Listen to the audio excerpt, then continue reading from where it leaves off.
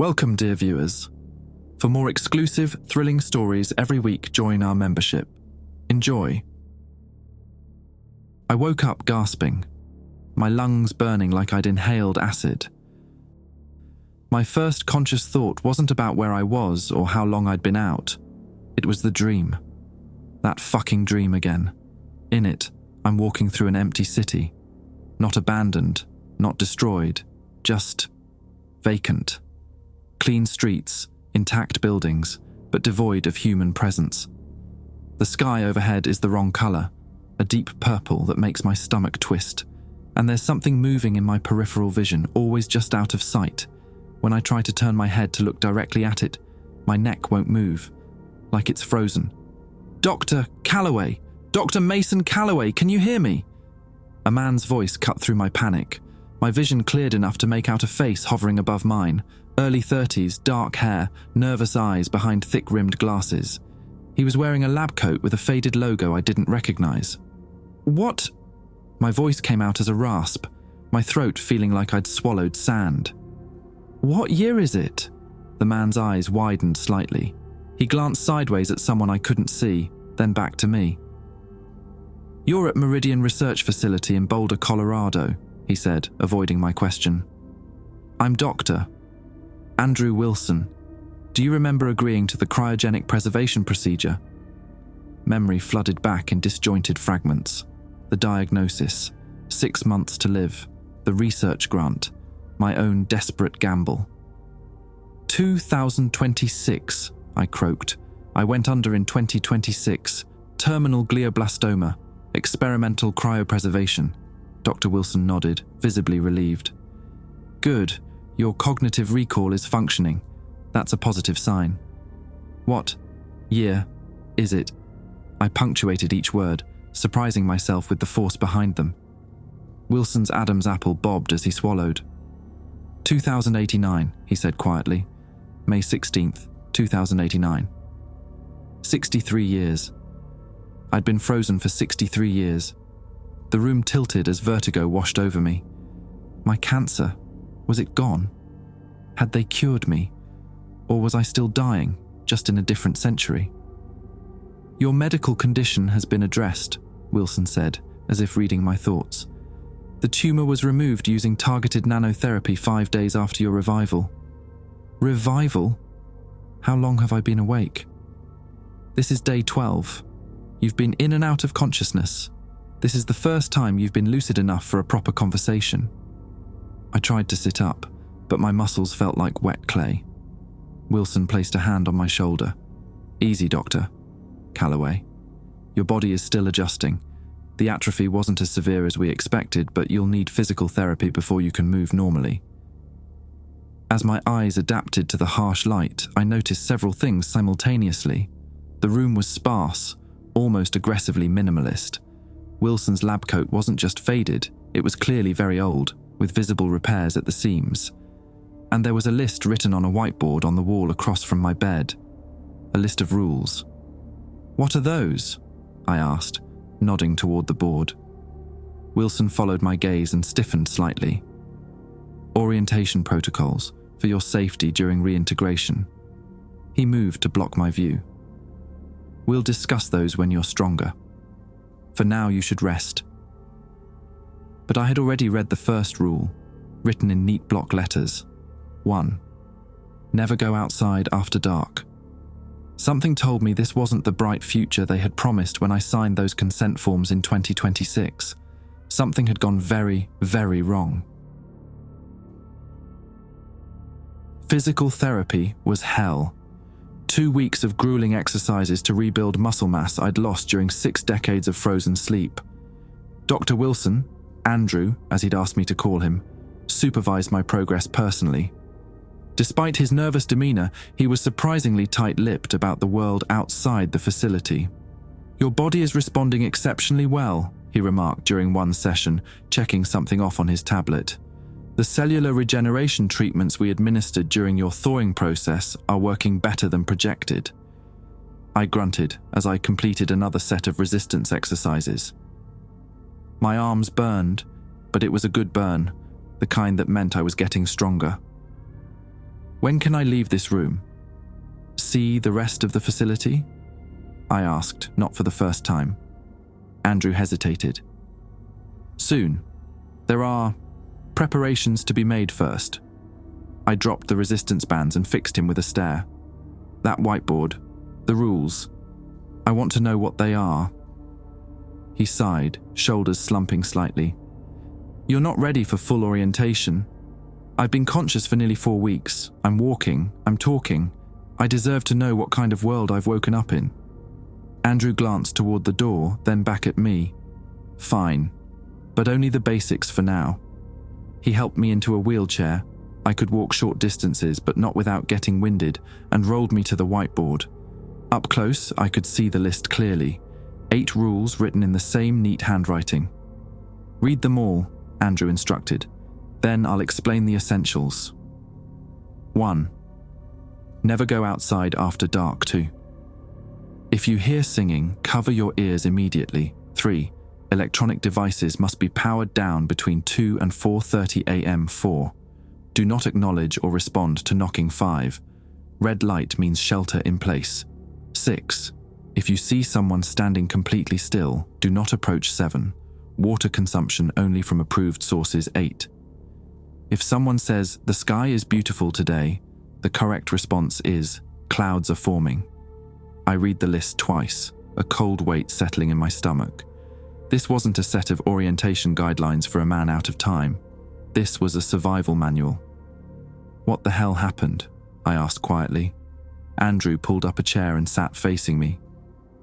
In 2031, 5 years after your preservation, scientists at CERN discovered what they called dimensional irregularities following a particle acceleration experiment. Put simply, they tore small holes in reality. I stared at him, waiting for the punchline. There wasn't one. At first, the effects were minor. Strange weather patterns, electrical anomalies. Then came the visitations. Visitations, I repeated. You're telling me there was an alien invasion? Andrew shook his head. Not aliens, not exactly. We call them echoes. They look human mostly, but they're wrong, and they can influence human behavior, make people harm themselves or others. The dream flashed through my mind again. The empty city, the wrongness of the sky, the things lurking just out of sight. The rules help us identify and avoid the echoes, Andrew continued. They can't stand certain behaviors or circumstances. Daylight doesn't harm them, but they're less active then. Rule 1 is the most important. After dark, their influence is strongest. And the singing, Rule 2. Some echoes emit a sound similar to singing. It's hypnotic. Makes you want to follow it. No one who has ever followed the singing has returned. I pointed to Rule 5. Red light means shelter in place? We have sensors that detect higher than normal echo activity. When the lights go red, everyone takes shelter in secured rooms until the all clear. I processed this information slowly, trying to fit it into any kind of rational framework. Why am I here, Andrew? Why wake me up at all if the world has gone to hell? For the first time, Andrew smiled, a genuine expression that reached his eyes. Because your research, Dr. Calloway, your pre-preservation work on quantum consciousness, we think it might be the key to understanding the echoes, maybe even reversing the dimensional tears. I was studying brain function in relation to quantum field theory, not interdimensional monsters. The principles are related. You are onto something significant. Your paper on consciousness as a quantum observer effect. Our conversation was cut short by a sudden, high-pitched alarm. The lights in the room switched from harsh fluorescent white to a pulsing red. Andrew jumped up. Rule 5, he said tensely. We shelter in place. Now. He rushed to lock the door, then pulled down what looked like metal shutters over the single window. What's happening? I asked, my heart hammering in my chest. Echo activity, he replied, voice low. Nothing to worry about. Standard procedure. But the tightness around his eyes suggested otherwise. We sat in the red-tinted darkness for 17 minutes by my count. Neither of us spoke. Then, just as suddenly as it had begun, the alarm stopped and the lights returned to normal. Andrew's tablet pinged. He checked it, visibly relaxing. All clear. False alarm. But as he moved to raise the window shutters, I noticed something on his neck, partially hidden by his collar. A small tattoo, no bigger than a quarter. It was a symbol I'd never seen before. A circle bisected by two wavy lines. The same symbol that had been floating in the purple sky of my dreams. I couldn't stop thinking about that symbol. Over the next few days, I watched Andrew closely, trying to catch another glimpse of it when his collar shifted, or when he reached for something overhead. I found myself sketching it on the margins of the notepad they'd given me for cognitive exercises. A week after the red alert incident, Andrew declared me fit for a supervised tour of the facility. "You'll need to memorize the layout," he explained as he helped me dress in loose-fitting grey clothes that felt like a cross between scrubs and prison attire, in case of emergencies. "In case the echoes show up, you mean?" Andrew just nodded, handing me a badge with my photo and the name M. Calloway printed on it. The facility logo, a stylized M within a hexagon, was embossed in the corner. "Keep this visible at all times," he instructed. "Security protocols." The facility was smaller than I'd expected, a sprawling single-story complex rather than the towering futuristic building I'd imagined. We walked through sterile corridors that all looked essentially the same. White walls, polished concrete floors, and red emergency lights spaced evenly along the ceiling. "This wing houses the medical division," Andrew explained as we passed a series of rooms similar to mine. Through open doors, I glimpsed other patients, or subjects, undergoing various treatments. One elderly man caught my eye as we passed, his gaze vacant yet somehow penetrating. "Other revivals?" I asked. "Some. Most are survivors from the boulder collapse." "Boulder collapse?" Andrew grimaced, clearly having revealed more than he intended. "We'll cover recent history in your orientation sessions. For now, focus on the facility layout." We continued our tour, with Andrew pointing out key areas: the mess hall, the recreation room, sparsely furnished with outdated entertainment systems, the research labs, visible only through small windows in the doors, and finally, the security center. "This is Holt," Andrew introduced me to a burly man with a salt and pepper beard sitting at a bank of monitors. "Chief of Security." Holt nodded curtly, his eyes never leaving the screens. "The freeze pops up and about, I see." I bristled at the nickname, but Andrew shot me a warning look.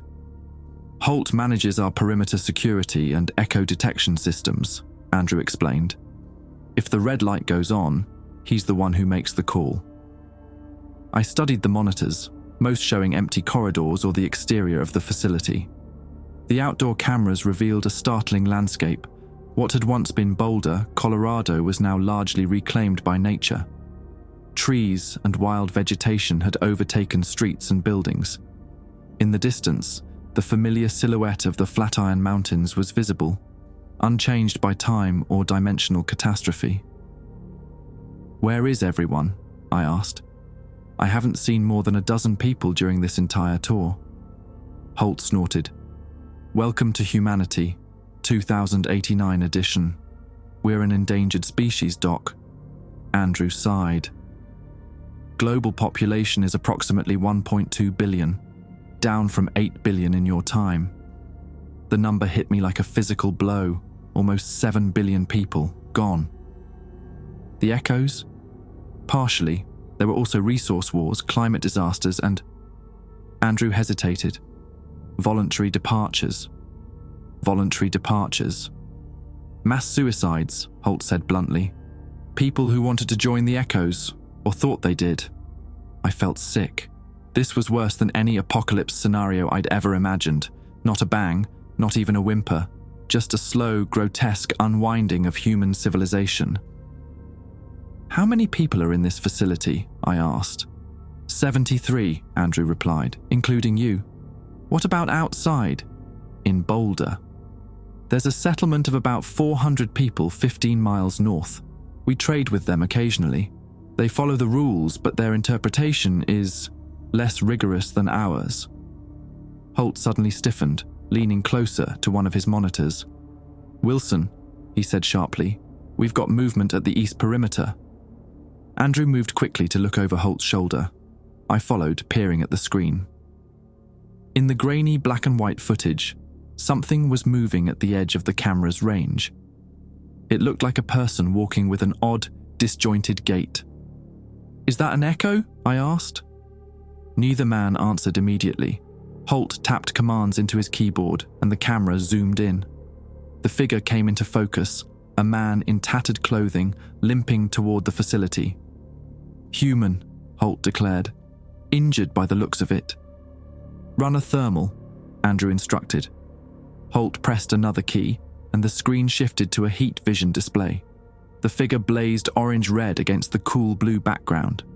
"Confirmed human. Normal temperature signature," Holt said, relaxing slightly. "I'll send Fisher to bring him in." As Holt reached for a radio, a second figure appeared on the screen, approaching the injured man from behind. This one moved differently, smoothly, almost gliding. When Holt switched back to standard view, I could see it was a person in what appeared to be pristine business attire, completely incongruous with the wild surroundings.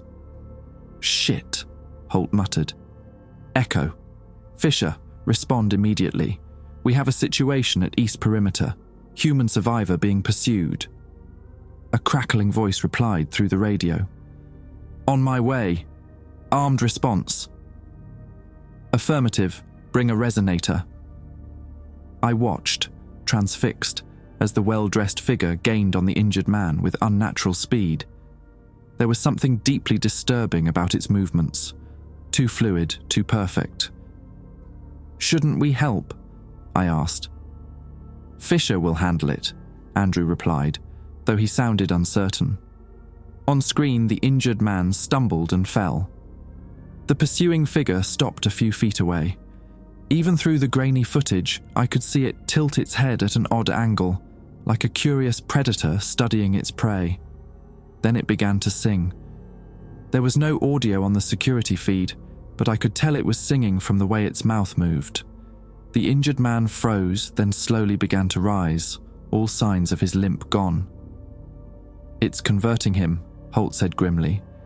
"Fisher won't make it in time." Andrew turned away from the screen. "We need to get back to your room, Doctor. Calloway."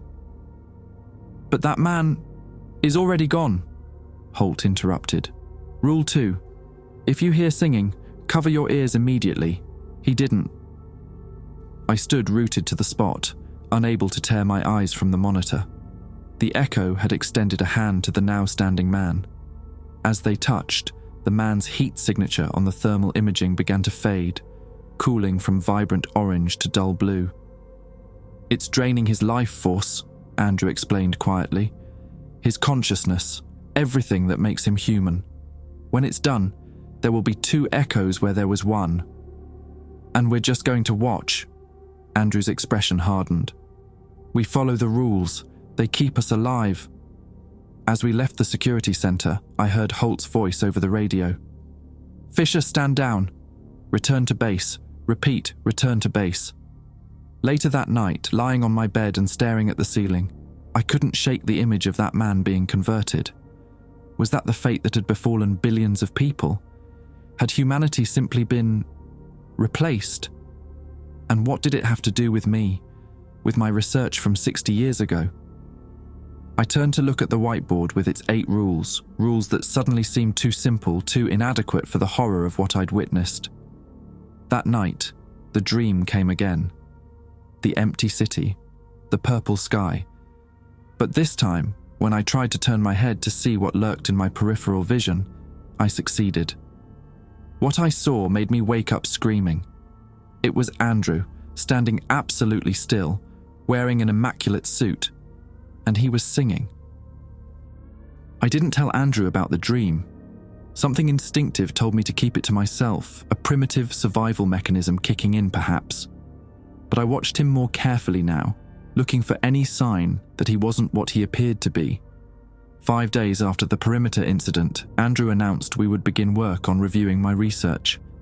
"We've set up a lab for you," he said, leading me down a corridor I hadn't seen before. Your original notes and papers were preserved along with your body. The lab was small but well equipped, with digital displays and equipment I didn't recognize mingled with older technology that seemed oddly out of place in 2089. Why the antiquated gear? I asked, running my fingers over what looked like a standard desktop computer from my era. Most advanced technology is vulnerable to echo interference, Andrew explained. Anything with quantum processors or neural networks can be compromised. We've found that pre-2030 tech is more resistant. He unlocked a cabinet and removed a familiar leather-bound notebook, my research journal. The sight of it hit me with an unexpected wave of emotion. My handwriting, my thoughts, a piece of myself preserved from before. We've digitized everything, Andrew said, but I thought you might want the original. I took the journal with reverent hands. Thank you. Andrew smiled, that genuine smile that made the corners of his eyes crinkle. I'll leave you to reacquaint yourself with your work. There's a panic button under the desk if you need anything. He pointed to a red button barely visible beneath the desktop. I'll be back in 2 hours. After he left, I spent several minutes just flipping through the journal, reabsorbing my own thought processes from before the preservation. The work had been cutting edge then, a theory that consciousness could function as a quantum observer, collapsing probability waves and essentially creating reality through perception. I'd been exploring potential medical applications, hoping to find a way to redirect consciousness to heal the body, specifically to combat my own brain tumor. The irony wasn't lost on me. I'd failed to save myself through my research, only to be saved by future technology anyway. But why did they need this research now? How could theories about quantum consciousness help fight interdimensional entities? I accessed the computer, finding it loaded with my digitized research and notes. Hours passed as I reabsorbed my own work, muscle memory taking over as I fell into familiar thought patterns. It was comforting somehow, like reconnecting with a part of myself that had remained untouched by cryopreservation and the nightmare future. The lab door opened, startling me from my concentration. It wasn't Andrew, but a tall, gaunt man with a prominent Adam's apple and a thinning crown of white hair. He wore the same type of lab coat as Andrew, but his badge identified him as Dr. Leonard Porter. Dr. Calloway, he said, his voice surprisingly deep for his thin frame. I've been looking forward to meeting you. I stood, extending my hand. Dr. Porter. He shook my hand briefly, his palm dry and cool. I'm the director of research here at Meridian. I understand Dr. Wilson has been handling your rehabilitation. Yes, he's been very helpful. Porter's expression tightened almost imperceptibly. Wilson is enthusiastic, perhaps overly so. He glanced at my open journal. I see you've been reviewing your work. Have you formed any new insights? There was something calculating in his gaze that made me uneasy. I'm still reorienting myself. 60 years is a long gap to bridge. Indeed. Porter moved closer, examining the displays I had open on the computer. Your theories on consciousness were ahead of their time, Dr. Calloway. Even now they represent our best hope for understanding the echo phenomenon. So I've been told, though I'm still unclear on the exact connection. Porter smiled thinly. The echoes exist in a state of quantum superposition. They are both here and not here. Your research suggests consciousness itself acts as an observer that collapses quantum probability waves. Yes, the observer effect, but what if, Porter interrupted, we could use human consciousness as a weapon? To observe the echoes in such a way that they collapse into a single state, a state we can then eliminate. I frowned. That's not what my research was about. I was looking for healing applications, not weapons. Circumstances change, Dr. Calloway. Priorities shift. Porter's voice hardened. 7 billion people are gone. Those of us who remain do what we must. Before I could respond, the door opened again, and Andrew entered, carrying a tray of food. He stopped short when he saw Porter. Director, he said, his usual nervous energy intensified. I didn't know you were planning to visit Dr. Calloway today. Impromptu decision, Porter replied smoothly. I wanted to see our revival patient's progress firsthand. An uncomfortable silence stretched between them. There was clearly some history here, some tension I wasn't privy to.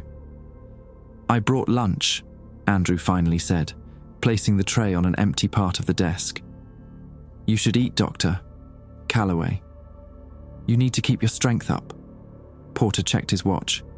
"I have a meeting. We'll continue our discussion another time, Dr. Calloway." He turned to leave, then paused at the door. "Oh, and Wilson? The council wants an update on Project Lazarus tomorrow. Be prepared." After Porter left, Andrew visibly relaxed. "I see you've met our esteemed director. He seems intense." Andrew snorted. "That's one word for it." He nodded toward the food. "Eat. It's actual fresh vegetables today, from the Hydroponics bay." The meal was simple, some kind of stir-fried vegetables over rice, but better than the nutritional supplements I'd been living on since waking up. As I ate, Andrew browsed through what I'd been working on. "You've made good progress reacquainting yourself with your research," he observed. "Porter mentioned using my theories as a weapon against the echoes. Is that really what you revived me for? To build a weapon?" Andrew sighed, pulling up a chair. "It's more complicated than that. The echoes, they're not just invaders. They're like symptoms of a larger problem. Which is, reality itself is unraveling. The CERN experiment didn't just create tears in our dimension. It created instabilities in the fundamental forces that hold reality together." He ran a hand through his hair. "Your quantum consciousness theory suggests that observation, specifically human observation, helps stabilize reality. The echoes exploit the places where observation is thin or absent. I considered this. So the rules, they're about maintaining certain patterns of human behavior that strengthen reality." "Exactly. The rules create consistent observational patterns. When enough humans follow them, it reinforces the fabric of reality in this area. But that can't be sustainable long-term." "It's not," Andrew admitted. "It's a holding pattern. That's why we need your help to develop a more permanent solution." I pushed my empty plate aside. "And Project Lazarus?" "What Porter mentioned?" Andrew tensed. "That's classified, above your clearance level for now. I'm helping develop a weapon against interdimensional entities while being kept in the dark about key aspects of the research. That doesn't seem right." "Trust me," Andrew said, his eyes meeting mine with unexpected intensity. "There are things you're not ready to know yet." That night, alone in my room, I couldn't sleep. Porter's talk of weapons and Andrew's cryptic warnings swirled in my mind. I got up and approached the whiteboard with the rules, studying each one. 1.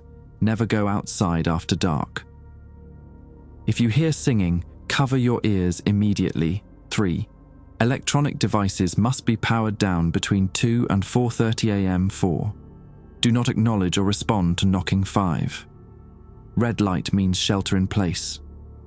6. If you see someone standing completely still, do not approach. 7.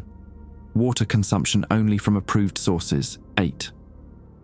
If someone says, "The sky is beautiful today," the correct response is "Clouds are forming." Each rule was a defense against some aspect of echo behavior, but Rule 8 stood out.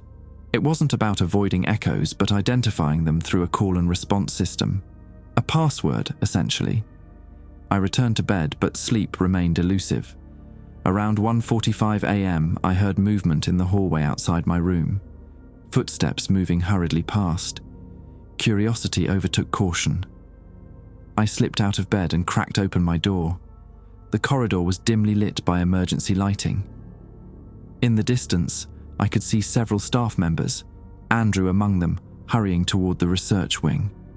They were pushing what looked like a hospital gurney with someone strapped to it. The figure was struggling against the restraints. I waited until they passed, then followed at a safe distance. They turned down the corridor that led to a section of the facility I hadn't seen during my tour. The door they entered had a keypad lock and a sign that read, "Authorized personnel only." Just as the door was closing behind them, I caught a glimpse of the person on the gurney. It was the security officer, Fisher, the one who had been sent to investigate the perimeter breach days earlier. His eyes were wide with panic, and he was mouthing something over and over. I didn't need to hear him to recognize what he was saying. "Help me." I retreated to my room, more unsettled than ever. What were they doing to Fisher? And why the secrecy? At exactly 2 a.m., the lights in my room flickered once, then dimmed to emergency levels. Rule 3. Electronic devices powered down between 2 a.m. and 4:30 a.m. I lay in the semi-darkness, listening to the sudden silence as the facility's systems went quiet. 3 minutes later, the knocking began. Soft at first, almost tentative, a gentle rapping at my door. Rule 4 echoed in my mind. Do not acknowledge or respond to knocking. I held my breath, remaining absolutely still as the knocking continued, growing more insistent. Then a voice, Fisher's voice, called from the other side. "Doctor? Calloway? I know you're awake. Please, I need to tell you something important. About Project Lazarus." I bit my lip, fighting the urge to respond. "They're lying to you," Fisher's voice continued. "About everything. What they revived you for. What happened to the world. Please, just open the door." The knocking stopped. For a long moment, there was silence. Then, "The sky is beautiful today, Doctor." Calloway. A test, Rule 8. If I responded correctly, clouds are forming. I would be identifying myself as human to another human. If I didn't respond, Fisher might assume I was either asleep or an echo. If I responded incorrectly, I remained silent, frozen in indecision. After what seemed like an eternity, I heard footsteps retreating down the corridor. Whether it had been the real Fisher or an echo impersonating him, I couldn't be sure. But one thing was becoming increasingly clear. There was a lot more going on at Meridian Research Facility than anyone was telling me. And I was beginning to think my revival had very little to do with saving humanity. Morning came with no sign of Fisher or whatever had impersonated him. I didn't mention the midnight visitor to Andrew when he arrived with breakfast, but I did have questions. "I'd like to speak with Fisher," I said casually, watching Andrew's reaction closely. His hand froze momentarily as he was arranging my food tray. "Fisher is indisposed." "Sick?" Something like that. Andrew avoided my gaze. "Why do you ask?" I shrugged. Just wanted to thank him for trying to help that man at the perimeter. "I'll pass along your thanks when he's recovered." I nodded, noting the slight tension in Andrew's shoulders. He was lying about something, but then everyone here seemed to be. "I'd like to see more of the facility today," I said, "particularly the sections I missed during our initial tour." "Most areas are restricted for safety reasons," Andrew replied, his composure returning. "But I can show you the hydroponics bay. It's quite impressive. We grow all our own food. It wasn't what I wanted, but it was better than nothing." After breakfast, we made our way through the maze-like corridors to a large greenhouse-like space filled with rows of plants growing under artificial lighting. The air was humid and rich with the scent of soil and vegetation, a stark contrast to the sterile environment of the rest of the facility. 2 men were working among the plants, checking irrigation systems and harvesting vegetables. They looked up as we entered. "Dr. Calloway, this is Randall and Jorge, our agricultural specialists," Andrew introduced. Randall, a heavy-set man with a thick beard, nodded curtly before returning to his work. Jorge, younger and wiry, approached with curious eyes. "The freeze pop," he said, extending a soil-covered hand. "Heard about you." I grimaced at the nickname, but shook his hand. "Word travels fast." "Not much else to talk about in this place," Jorge replied with a grin. "How's the future treating you, old man?" "Jorge," Andrew warned, but I waved him off. "It's fine. The future's not what I expected." Jorge laughed. "Never is, my friend. Never is." He glanced at Andrew, then back to me. "You know, if you want a real update on the world, You should talk to someone besides the lab coats. They live in their own little bubble. Andrew cleared his throat. Dr. Calloway is still adjusting, Jorge. Let's not overwhelm him. Sure. Jorge winked at me. But if you want the unfiltered version, find me when Dr. Buzzkill isn't hovering. I smiled despite myself. Jorge's irreverence was refreshing after weeks of Andrew's careful formality and Porter's cold calculation. As we continued the tour, I observed the sophisticated irrigation systems and growing methods. Impressive setup, much more advanced than what we had in my day. Necessity breeds innovation, Andrew said. After the food supply chains collapsed in the 2040s, local production became essential.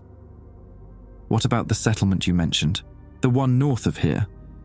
Do they have similar systems? Andrew hesitated. They have a different approach, more traditional farming.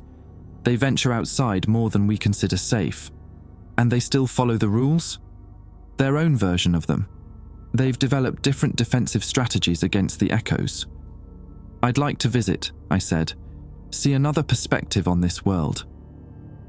Andrew shook his head firmly. Absolutely not. It's too dangerous and Director Porter would never authorize it. I wasn't aware I needed authorization to leave. Am I a patient here or a prisoner? Andrew's expression hardened. Neither. You're a valuable asset. Your safety is paramount. I was about to press the issue when a blaring alarm cut through the quiet of the hydroponics bay. Red lights began flashing overhead. Rule 5, Andrew said tensely. Shelter in place. Jorge and Randall immediately dropped their tools and moved swiftly to a reinforced door at the far end of the hydroponics bay. Andrew grabbed my arm, pulling me in the same direction. What's happening? I asked as he punched a code into the keypad beside the door. Echo activity inside the facility. The door slid open, revealing a small, windowless room with benches along the walls. Jorge and Randall were already inside, their faces grim. Andrew urged me in and sealed the door behind us. How did an echo get inside? Jorge demanded. I thought the perimeter was secure. Maybe it didn't, Randall said quietly. Maybe it was always inside. A heavy silence fell over the room. The implication was clear. One of us could be an echo. The detection systems would have identified any echo infiltration, Andrew said, but he didn't sound entirely convinced. Unless they've evolved, Randall replied. They adapt. We all know that. I watched their tense exchange, noting how Jorge kept a careful distance from Randall. Trust was clearly in short supply. How long do these lockdowns usually last? I asked. Depends on how quickly security can contain the situation, Andrew answered. Could be minutes, could be hours. We settled into an uncomfortable silence, the red emergency light casting an eerie glow over our faces. After about 20 minutes, Jorge pulled a deck of cards from his pocket. Might as well pass the time, he said, shuffling the worn cards with practiced hands. Anyone for poker? Randall grunted an affirmative. Andrew declined, positioning himself near the door with his tablet, monitoring for updates. I joined the card game, welcoming the distraction. As we played, Jorge quietly engaged me in conversation. So, 2026, huh? I was born in 2052. The world was already pretty fucked by then. Language, Andrew warned from his post by the door. Jorge rolled his eyes. Sorry, Doc. Didn't realize we were in Sunday school. He lowered his voice. You know about the boulder collapse? I shook my head. 2058, one of the biggest echo incursions ever recorded. Thousands dead or converted in a single night.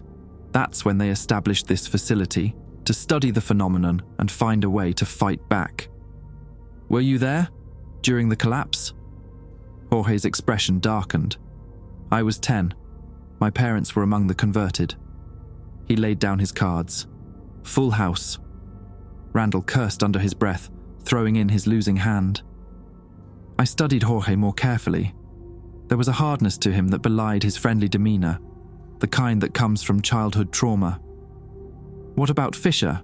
I asked casually. He seems dedicated. Jorge and Randall exchanged a look. "Fisher's ex-military," Jorge said. "One of the few who actually fought the echoes face to face and lived to tell about it." "That true?" I directed the question at Randall, who had been largely silent. Randall nodded slowly. "Fisher's a good man. Seen too much, maybe." "Speaking of," Jorge interjected, "anyone seen him today? He was supposed to help me with the North Sector irrigation system." Another significant look passed between them. "He's recovering from a field incident," Andrew said stiffly from the door. "That's all you need to know." The tablet in Andrew's hand pinged, drawing his attention. "All clear," he announced, visibly relieved. "Echo contained." As the shelter in place was lifted and we filed back into the hydroponics bay, I noticed a subtle change in the atmosphere. The staff we passed in the corridors seemed more on edge, conversations halting abruptly as we approached. "What exactly happened?" I asked Andrew as he escorted me back to my room. "Security detected an echo signature in the West Wing. They've neutralized it." "Neutralized how?" "I thought echoes couldn't be killed." Andrew's pace quickened slightly. "They can be forced back through the dimensional tiers. It's not permanent, but it buys us time." When we reached my room, Andrew paused. "Doctor, Porter wants to see you tomorrow morning to discuss the next phase of your research integration." "Will Fisher be there?" I asked, watching his reaction carefully. Andrew's expression tightened almost imperceptibly. "Number, get some rest, Doctor. Calloway." After he left, I sat on my bed, mulling over the day's events. The alarm, the tensions between staff members, the conspicuous absence of Fisher, and now a meeting with Porter. Something significant was happening, and I was being kept in the dark.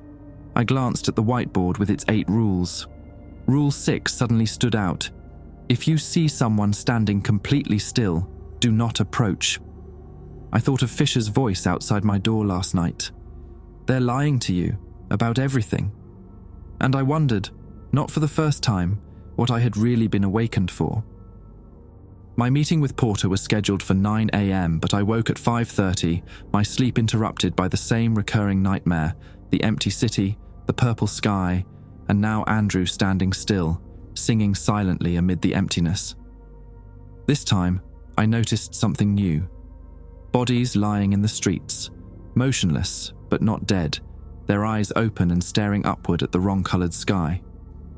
I showered and dressed in the generic grey clothing that had become my uniform, then sat at my desk reviewing notes I'd made about the facility and its staff. Something wasn't adding up, and I was determined to find out what it was. At 8:45, Andrew arrived to escort me to Porter's office. "You look tired," he observed as we walked. "Having trouble sleeping?" "Dreams," I replied vaguely. "Unsettling ones." Andrew nodded, as if this were expected. "A common side effect of revival. Your brain is processing decades of neural inactivity. These feel different, more like memories than dreams." Andrew glanced at me sharply, but said nothing more as we arrived at Porter's office, a large room at the end of the administrative wing. Unlike the utilitarian design of the rest of the facility, Porter's office was furnished with what appeared to be antiques, a polished wooden desk, leather chairs, and actual paper books on shelves. Porter stood as we entered, gesturing to the chairs across from his desk. "Dr. Calloway, thank you for joining me. Wilson, you may leave us." Andrew hesitated. "Sir, I think it would be beneficial if I—" "That will be all, Wilson," Porter said firmly. After Andrew left, closing the door behind him, Porter settled back in his chair. "How are you finding our little sanctuary, Doctor?" "Calloway. Informative and full of mysteries." Porter's lips twitched in what might have been amusement. "Indeed, I imagine you have questions." "Several, starting with what happened to Fisher." If Porter was surprised by my directness, he didn't show it. "Officer Fisher had an unfortunate encounter during a perimeter check. He was exposed to echo influence. We're attempting to reverse the effects." "Is that possible? I was told once someone hears the singing, they're lost." Porter steepled his fingers. Standard protocol for the general population is to consider them lost, yes. But here at Meridian, we take a more experimental approach. Human experimentation, I said flatly. Salvation, Porter corrected. Every person we can bring back from echo influence is a victory for humanity. And how many have you brought back so far? Porter's silence was answer enough. I want to know what Project Lazarus is, I continued, and what it has to do with me. For a long moment, Porter studied me, his expression calculating. Then he reached into his desk drawer and withdrew a file, placing it between us. Project Lazarus began in 2072. Its purpose is to revive preserved individuals whose knowledge or skills could help us combat the echo threat. He pushed the file toward me. You weren't the first revival, Doctor. Calloway.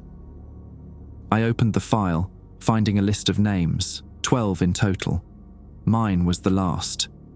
Next to each name was a status indicator. 9 were marked failed, 2 were marked partial. Only mine had the designation successful.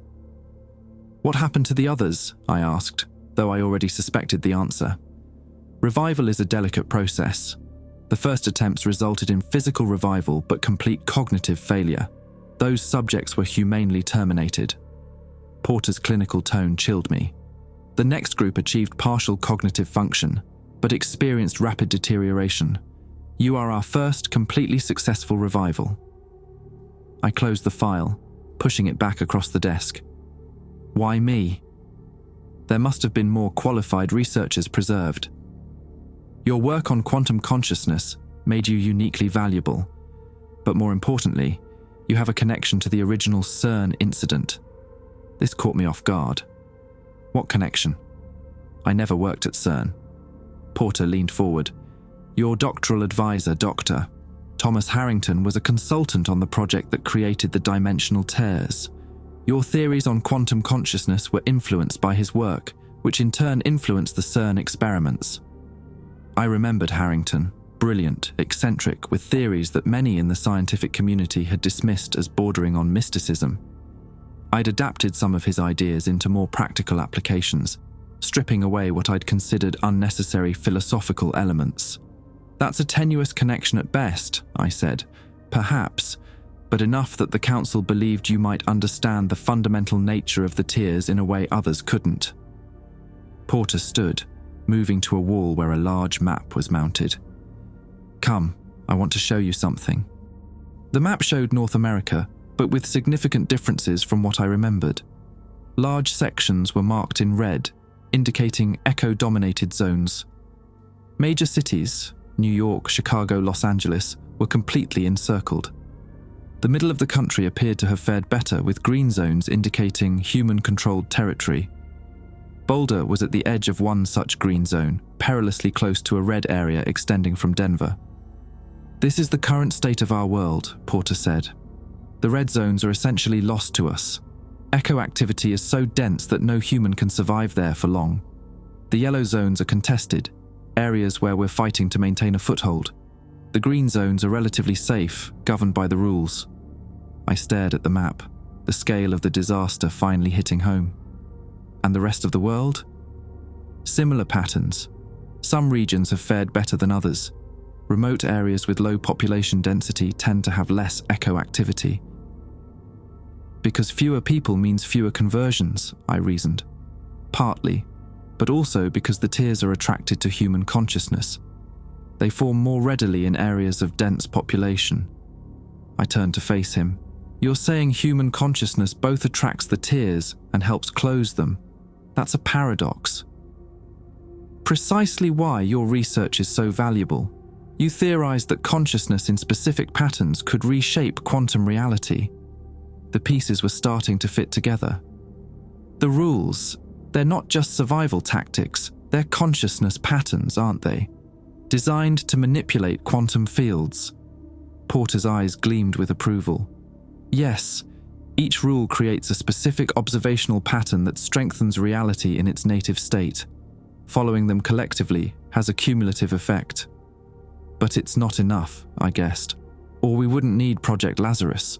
The rules are a holding pattern, nothing more. We need a permanent solution. Porter returned to his desk.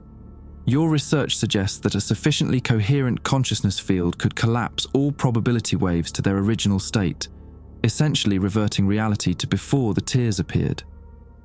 That would require billions of people thinking in perfect synchronization, I objected. It's impossible. Not billions, just one consciousness of sufficient quantum density. A chill ran through me as I grasped his meaning. You're talking about creating an artificial consciousness? Porter nodded. One that could observe the entire universe simultaneously, reset the quantum field. That's insane. Even if it were theoretically possible, the computing power isn't a limitation, Porter finished, because we're not using computers. We're using human brains.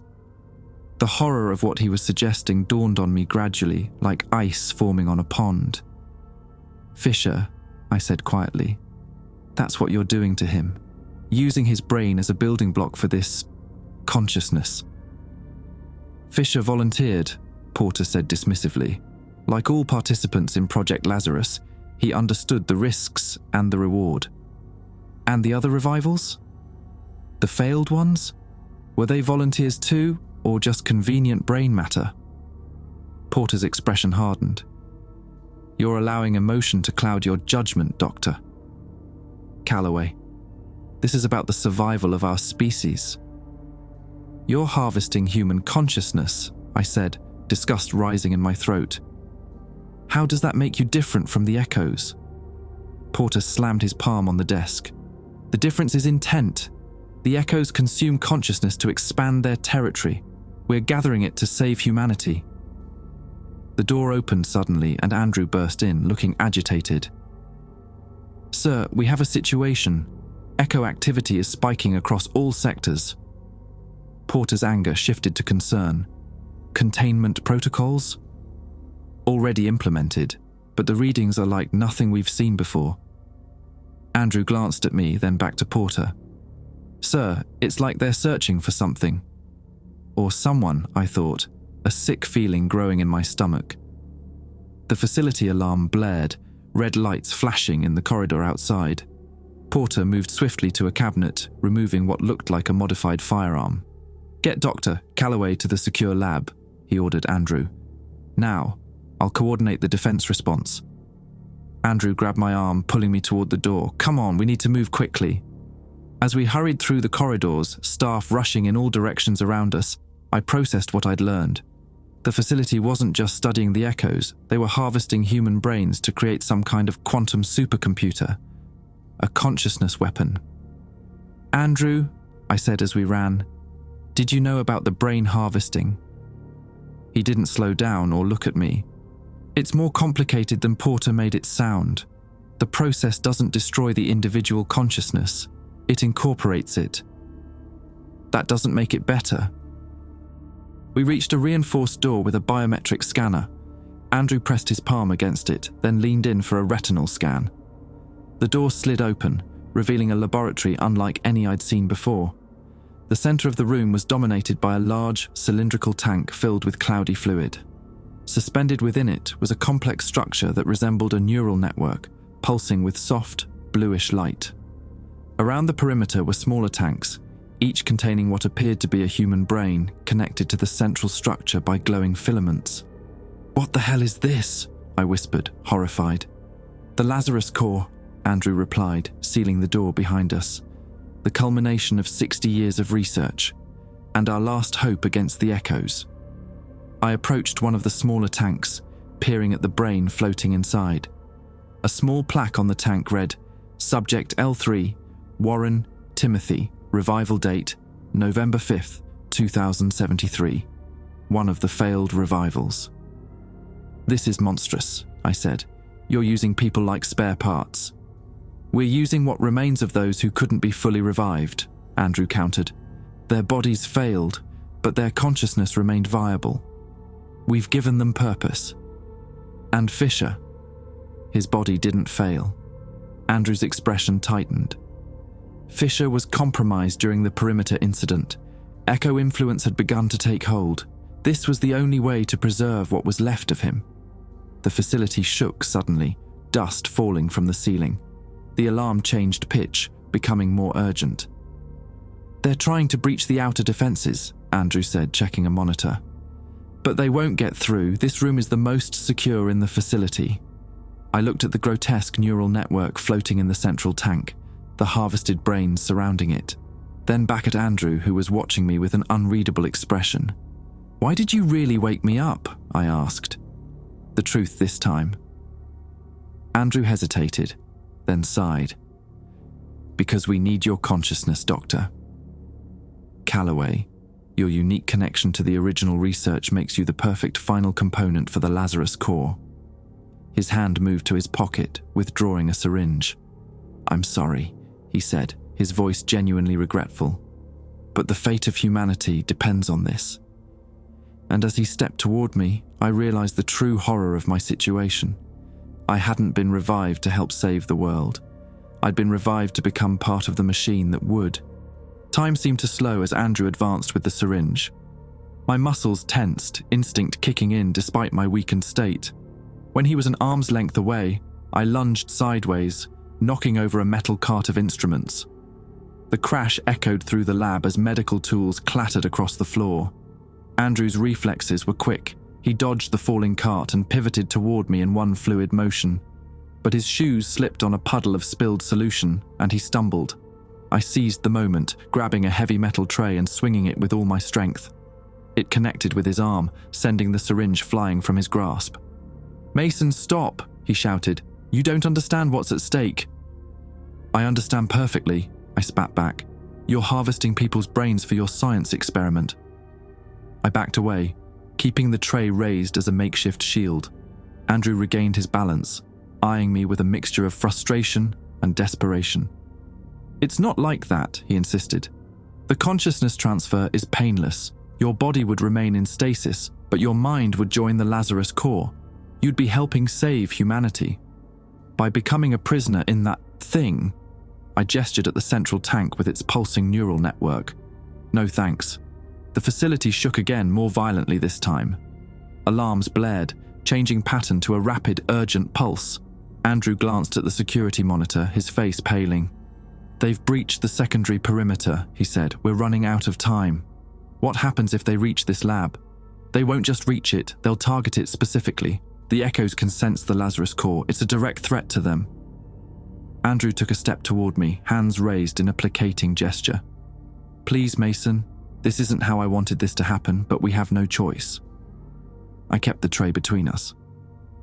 "There's always a choice. You chose to revive people just to harvest their brains. You chose to lie to me for weeks." "I didn't lie," Andrew protested. "I just withheld certain information until you were ready. Like the fact that I'm supposed to be the final component in your consciousness computer." Andrew sighed, running a hand through his hair. "Your consciousness has a unique neural pattern. Your connection to the original research, your insights into quantum observer theory. They make you the perfect catalyst to complete the core." Another violent tremor shook the room. One of the smaller tanks cracked, fluid leaking onto the floor. Andrew cursed, moving quickly to check the integrity of the neural connections. I used his distraction to edge toward the door. It was locked with a biometric scanner, but there had to be an emergency override. Every lab had one. It was standard safety protocol even in my time. "The connection to subject L7 is destabilizing," Andrew muttered, frantically working at a control panel. "I need to reroute the neural pathways or we'll lose the entire cluster." I scanned the walls, looking for anything that resembled an emergency exit. Near the far corner, partially hidden behind a storage cabinet, I spotted a red panel with the universal emergency symbol. Moving as quietly as possible, I made my way toward it, keeping one eye on Andrew. He was fully absorbed in stabilizing the neural network, sweat beading on his forehead as he worked. The facility rocked with another impact, this one close enough that I could hear structural damage, the screech of metal and the cracking of concrete. The lights flickered, then shifted to emergency power, bathing the lab in an eerie red glow. I reached the emergency panel and opened it, finding a manual lever inside. As I gripped it, Andrew's voice cut through the chaos. "Don't!" I turned to find him pointing what looked like a modified stun gun at me. "If you open that door, you'll let them in," he warned. "The emergency exits bypass all security protocols." "Maybe that's better than becoming part of your brain farm," I retorted. Andrew's expression hardened. "I can't let you do that. Not just for the project, but for everyone in this facility. You'd be condemning us all." We stood in tense standoff, neither willing to back down. Then something strange happened. The fluid in the central tank began to glow brighter, pulsing in an irregular rhythm. The neural network writhed as if alive, tendrils reaching out toward the smaller tanks. Andrew's eyes widened in alarm. "It's activating on its own," he whispered. "That's not possible." A voice emanated from speakers around the room, or at least something approximating a voice. It was multiple tones overlapping, like several people speaking in imperfect unison. "Mason Calloway," it said, the sound sending shivers down my spine. "We've been waiting for you." Andrew lowered the stun gun, staring at the central tank in disbelief. "The core is conscious," he murmured. "It's achieved autonomous function." "Who are you?" I called out to the pulsing mass. "We are the collective," the voice replied. "Those who came before you, those who failed to remain whole." The failed revivals, I realized. Their fragmented consciousnesses had somehow coalesced in the Lazarus core. "What do you want from me?" I asked, though I feared I already knew the answer. "Completion," the voice replied. "Your consciousness will provide the final perspective needed for our purpose." Andrew stepped forward, his scientific curiosity apparently overriding his fear. "This is unprecedented," he said, approaching the central tank. "The core wasn't supposed to achieve self-awareness until all components were integrated." The voice spoke again, this time with a note of urgency. "The outside forces approach. The tiers widen. We must complete the sequence." "The echoes," Andrew translated, looking at me. "They can sense what's happening here." Another impact rocked the facility, this one powerful enough to knock both of us off our feet. The lights went out completely for a moment before emergency generators kicked in, restoring the dim red glow.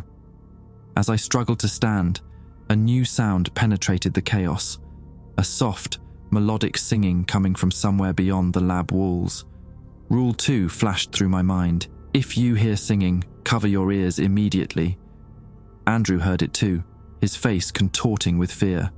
"They're inside," he whispered, clapping his hands over his ears. "Cover your ears, Mason." "Now," I complied, pressing my palms tightly against my ears. The singing was muffled but still audible, hauntingly beautiful, like a choir performing at the edge of hearing. Something about it pulled at me, urging me to listen more closely. Andrew staggered to a cabinet, retrieving what looked like special earplugs. He inserted them, then brought a pair to me. "Put these in," he shouted, his voice sounding distant and strange. "They block the harmonic frequencies of echo singing." With the plugs in place, the siren call of the singing faded, though I could still feel its vibrations in my chest. Andrew retrieved the stun gun he'd dropped and moved to the central tank, checking its status on a nearby monitor. "The core is accelerating its neural integration," he said. "It's responding to the echo presence." "What happens if the echoes reach this room?" I asked. "They'll destroy the core and convert everyone inside, including us." Andrew turned to me, his expression grave. "Mason, I know you don't trust me, but right now we need to work together to survive." "And then what?" "I join your brain collection willingly." Andrew shook his head.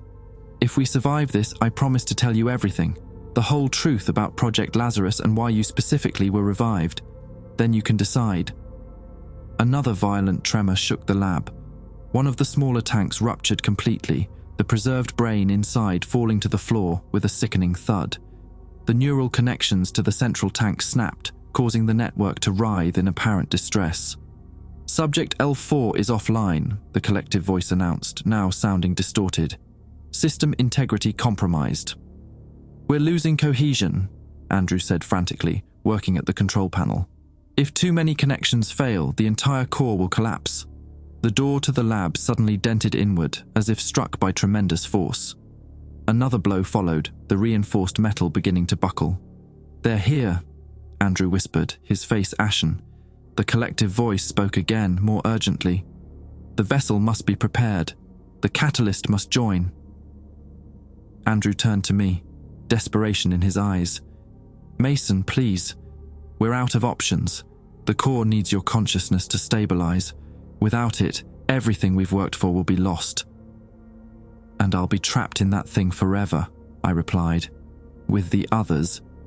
"Not trapped," the collective voice interjected. "Transcended. We exist beyond physical limitation. We see the tears. We understand their nature." Another thunderous impact against the door. The metal screamed as it bent further inward, a small gap appearing near the top. Through it, I caught a glimpse of what waited outside. A figure in a perfectly pressed business suit, identical to the echo I'd seen on the security monitor days earlier. It was standing completely still, head tilted at an unnatural angle. Rule 6 echoed in my mind. If you see someone standing completely still, do not approach. "They're going to get in," I said, backing away from the door. "We need another way out." "There is no other way," Andrew replied, his voice strangely calm now. "Only through." He moved to a control panel I hadn't noticed before, entering a complex sequence of commands. The central tank began to drain, the cloudy fluid receding to reveal the neural network in its entirety, a pulsing web-like structure that somehow resembled a human brain despite its alien configuration. "What are you doing?" I demanded.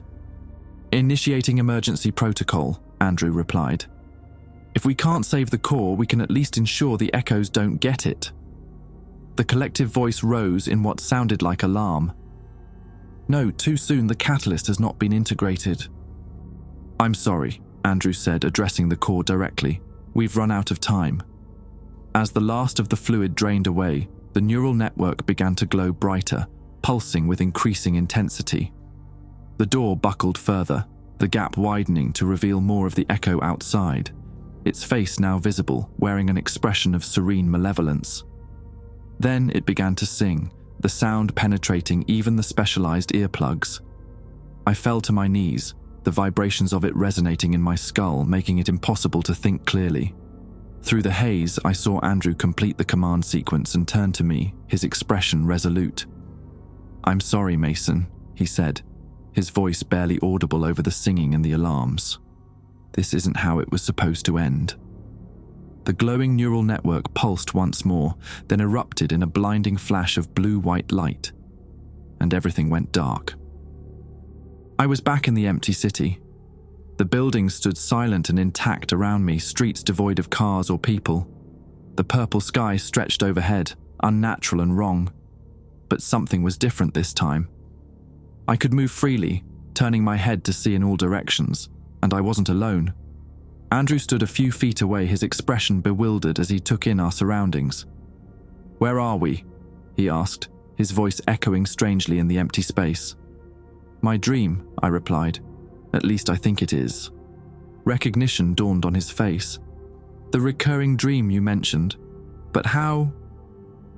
Before I could answer, other figures began to appear around us. Men and women of various ages, all wearing the same dazed expression. One of them stepped forward, a middle-aged man with a military bearing whom I recognized from security footage. "Fisher," I said. He nodded grimly. "Dr. Calloway, Dr. Wilson." His gaze swept across our surroundings. "So this is what it looks like." What looks like?" I asked. "The space between," another voice answered. An elderly man joined our growing circle. "The quantum superposition where all possibilities exist simultaneously." Andrew's eyes widened. "Professor Harrington?" The name hit me like a physical blow. Thomas Harrington, my doctoral advisor, who died years before I was diagnosed with cancer.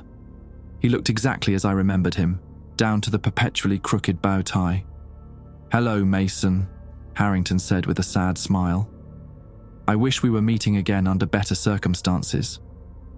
"This isn't possible," I said. "You're dead. You died in 2024.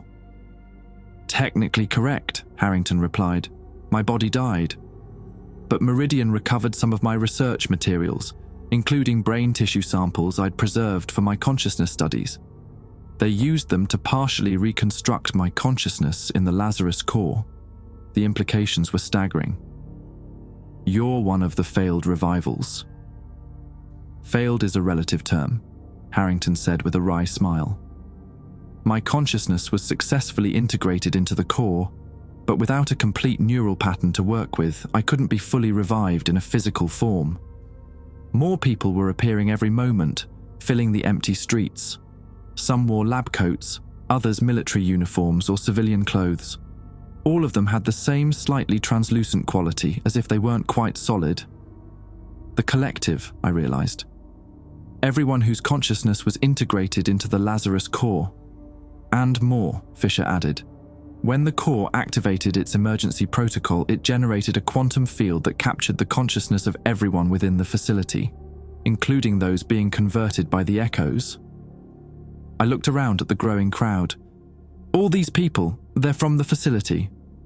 But there were only 73. Time works differently here, Harrington explained. We're seeing everyone who was ever connected to the core across past, present, and potential futures. Andrew had been unusually quiet, taking in our surroundings with a scientist's calculating gaze. Now he spoke, his voice tense with realization. The emergency protocol wasn't supposed to do this.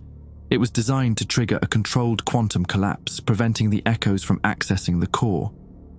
It did exactly that, Harrington confirmed. But Mason's presence altered the equation. His consciousness, the catalyst, changed the nature of the collapse. Into what? I demanded. A bubble of quantum stability, Harrington said. A pocket of protected reality, separated from the dimensional tiers. A horrifying thought occurred to me. Are we dead? Not dead, Fisher replied. Suspended. Our physical bodies are in stasis, caught in the moment of the quantum collapse.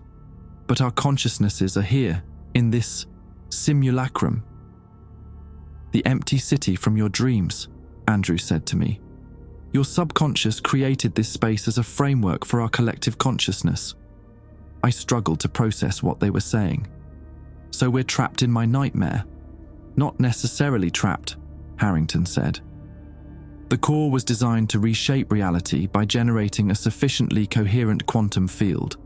In theory, if we can stabilize this space and expand it outward, we could push back the tiers, restore normal reality. Or we could wake up, I suggested. Return to our bodies and find another solution. Fisher shook his head. There's nothing to wake up to. The facility is gone, converted or destroyed by the echoes. This space is all that remains. A cold weight settled in my stomach. So we're stuck here forever? Not forever, Harrington said. But we need to act quickly.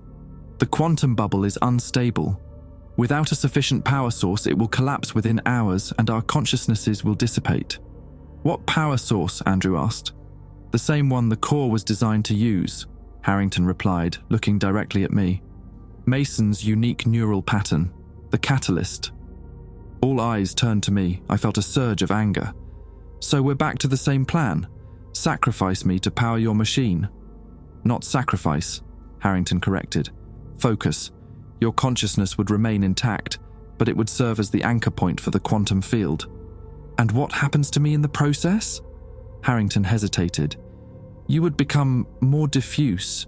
Your sense of individual identity would expand to encompass the collective.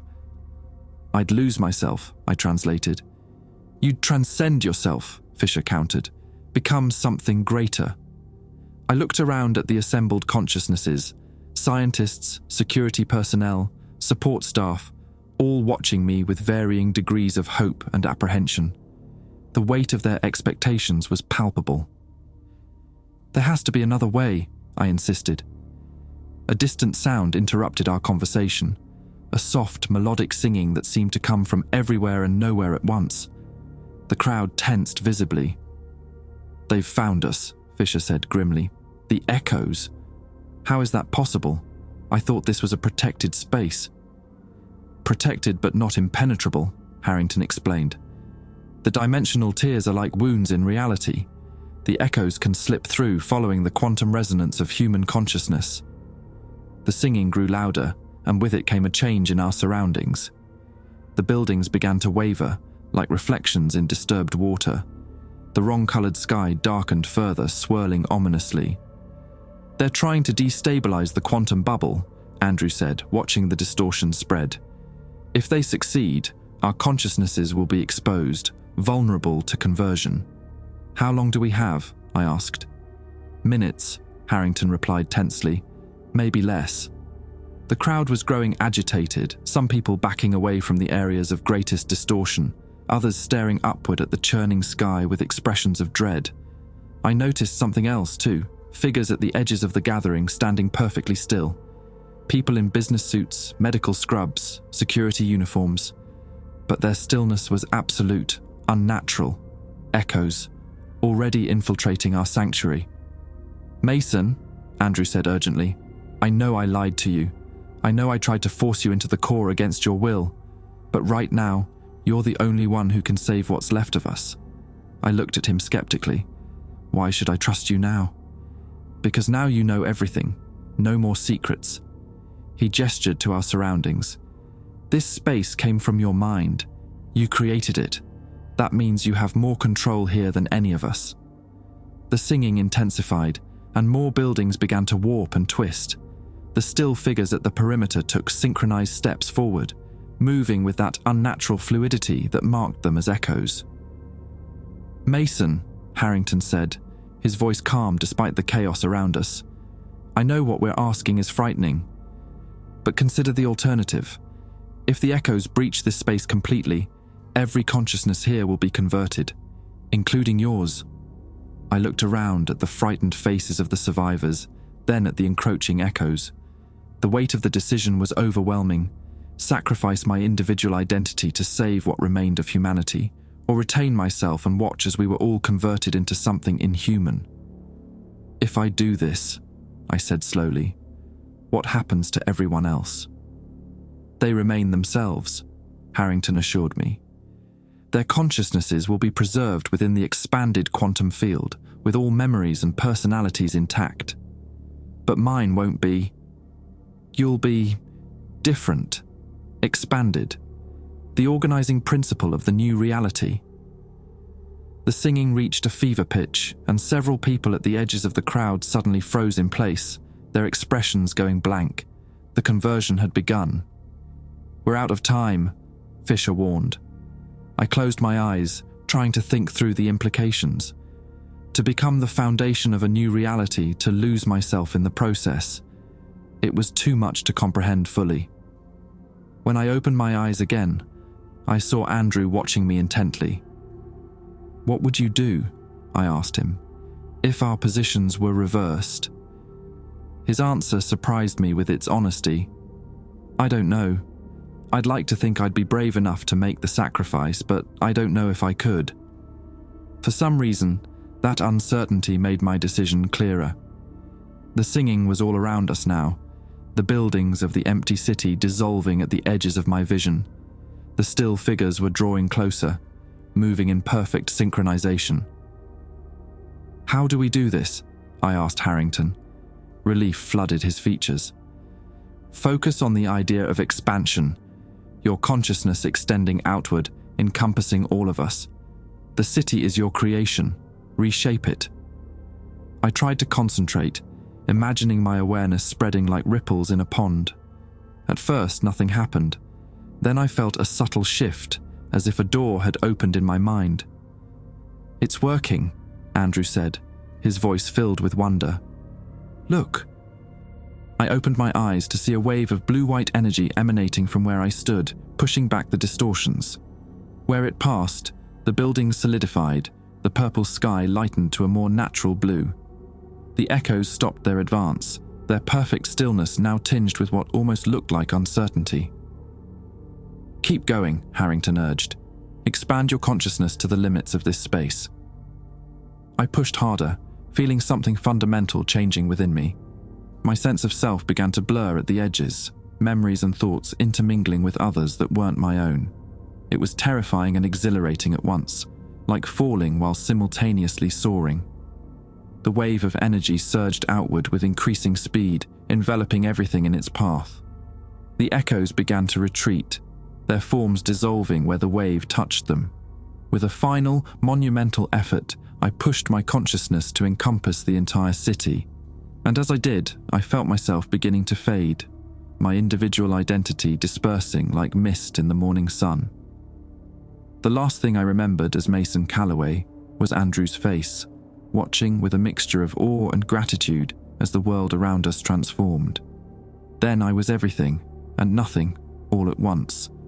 The quantum bubble stabilized, the tears began to heal, and the new reality took shape. Andrew Wilson stood at the window of his small apartment, watching the sun set over what had once been Boulder, Colorado. The city had changed dramatically in the 5 years since the Meridian incident. Buildings had been restored, streets cleared, and greenery now flourished in places that had been barren for decades. People moved freely through the streets below, no longer confined to daylight hours. No need to follow the old rules anymore. The tears had healed, the echoes gone. He sipped his coffee, remembering. Few people understood what had really happened that day. The official story was that Meridian Research Facility had developed a quantum field generator that sealed the dimensional rifts permanently. Only a handful knew the truth, that the generator had been a human consciousness, expanded and transformed. Mason Calloway's consciousness. A knock at the door interrupted his thoughts. He opened it to find Fisher waiting, his military bearing somewhat softened by civilian clothes. "It's time," Fisher said simply. Andrew nodded, grabbing his jacket. Together they walked through the revitalized city toward an area that had been cordoned off for years, the former site of Meridian Research Facility. Nothing remained of the original buildings. In their place stood a small circular plaza with a monument at its center, a sculpture of intertwining metal strands that resembled both a neural network and a representation of quantum fields. The names of everyone who had been present during the incident were inscribed around its base. A small group had already gathered, Professor Harrington now physically restored through technology that had been impossible before, Director Porter who had survived but never fully recovered from the trauma, Jorge and Randall from Hydroponics, and several others who had been part of the collective consciousness in those final moments. They came here every year on the anniversary, not to mourn exactly, but to remember and to listen. As the last light faded from the sky, a subtle change came over the plaza. The air seemed to shimmer and a faint blue-white glow emanated from the sculpture. Those gathered fell silent, closing their eyes. And then they could feel it, a presence, vast and diffuse, yet somehow familiar. Not a voice, not exactly, but a communication nonetheless, impressions, emotions, fragments of thought that existed beyond normal human perception. Mason was still here in a sense, not as the man he had been, but as something far greater. The consciousness that underpinned their restored reality, the observer that maintained the quantum stability of their world. He couldn't speak to them in words anymore. His thoughts had become too expansive, too complex for human language. But once a year, on the anniversary of his transformation, the barrier between his existence and theirs thinned enough for a kind of communion. Andrew felt Mason's presence wash over him. Curious, benevolent, impossibly vast.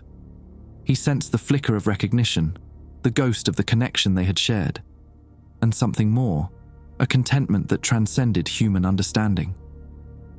The experience lasted only minutes before the shimmering faded and the sculpture returned to normal. As the group dispersed, some wiping away tears, others smiling softly, Andrew lingered.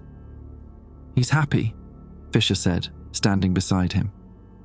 "As much as a quantum consciousness can be." Andrew nodded. "I still feel guilty sometimes for what we did to him." "What he chose to become," Fisher corrected. "In the end, it was his decision." They walked back through the city in comfortable silence. Above them, the stars shone with unprecedented clarity in a perfectly normal night sky. In 2026, they had frozen Mason Calloway with a promise of waking him in a better future. They had lied. The future they'd woken him to had been a nightmare.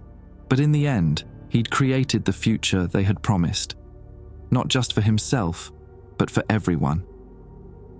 As Andrew looked up at the stars, he whispered the words he said every year, "Thank you." And somewhere, everywhere in the quantum field that cradled reality, something that had once been Mason Calloway acknowledged the gratitude and continued its eternal observation.